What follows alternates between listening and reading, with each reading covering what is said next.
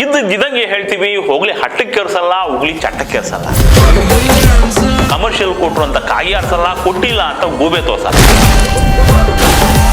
Mark ಚೆನ್ನಾಗಿಲ್ಲ, Max shade ಅಲ್ಲೇ ಇದೆ, ಬರೀ ಶೋ ಅಪ್ಪು, ಸ್ಟಾಪ್ ಅಲ್ಲಿ ಏನೂ ಇಲ್ಲ, ಸಿನಿಮಾದಲ್ಲಿ ಕಥೆನೇ ಇಲ್ಲ. ಈ ಸಿನಿಮಾ ರಿವ್ಯೂ ಬರೆಯೋ ಕೆಲವು ಪತ್ರಕರ್ತರಿಗೆ ಏನಾಗಿದೆ ಅಂತಾನೆ ಅರ್ಥ ಆಗ್ತಿಲ್ಲ. ಇನ್ಯಾರನ್ನು ಮೆಚ್ಚೋಕೆ, ಇನ್ಯಾರನ್ನು ಒಪ್ಸೋಕೆ ಯಾಕೆ ಒಂದು ಸಿನಿಮಾವನ್ನ ಕೊಲ್ಲಬೇಕು? ಪತ್ರಕರ್ತ ಅಂದ್ರೆ ಕ್ರಿಟಿಕ್ ಮಾಡಬೇಕು, ಒಗಳು ಬಟ್ರೆ ಕೆಲಸ ಮಾಡೋದಕ್ಕೆ ಫ್ಯಾನ್ಸು PR ಗಳಿದ್ದಾರೆ. ಮಾರ್ಕ್ ಕ್ಯಾರೆಕ್ಟರ್ ಮ್ಯಾಕ್ಸ್ ಕ್ಯಾರೆಕ್ಟರ್ ತರನೇ ಇದ್ರೂ ಕೂಡ ಮ್ಯಾನರಿಸಮ್ ಬೇರೆನೇ ಇದೆ. ಇನ್ನೊಂದು ಇಂಪಾರ್ಟೆಂಟ್ ಅಂದ್ರೆ ಈ ಸಿನಿಮಾದಲ್ಲಿ ಸುದೀಪ್ ಬಿಟ್ರೆ ಕ್ಯಾಮ್ರಾಮನ್ನೇ ಸೆಕೆಂಡ್ ಹೀರೋ.